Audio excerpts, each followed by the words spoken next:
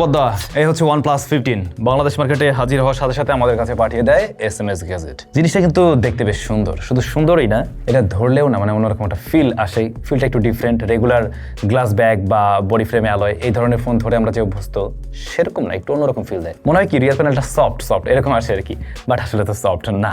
আর ক্যামেরার ডিজাইনটা ওরা একটু ডিফারেন্ট করছে, হয়তো অনেকের কাছে ভালো লাগতে পারে। আমার কাছে একটু একটু রোবোটিক টাইপের একটা ভাইব দিচ্ছে, তো এই কারণে ভালো লাগতেছে। ফোনটা এবারে অনেক বেশি বড় সড়ো না, এক হাতে নিয়েও সহজে ব্যবহার করতে পারবেন আর কি। আর এই কালারটা বিশেষ করে বেশ সুন্দর লাগছে কিন্তু।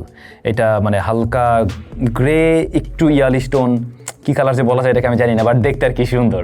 সুপার ন্যারো টপ সেন্টারে পেন্সিল কাটআউট রয়েছে। এটা একটা LTPO panel, 165 hertz high refresh rate আমরা দেখতে পাচ্ছি, যেটা আমরা বিভিন্ন গেমিং ফোনে এর আগে দেখেছি।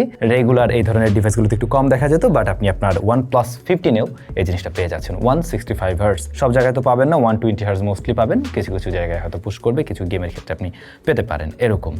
Dolby vision HDR10+, 1800 nits HBM brightness, সবকিছু মিলে দুর্দান্ত একটা ডিসপ্লে বলা যায়। তবে শুধু ডিসপ্লে না, ডিসপ্লের নিচে SoC Snapdragon 8 Elite Gen 5 রয়েছে এটাতে। হ্যাঁ, একদম টপেস্ট ফ্ল্যাগশিপ যে চিপ রয়েছে অ্যান্ড্রয়েডের জন্য, সেটাই আপনি পেয়ে যাচ্ছেন এই ডিভাইসে।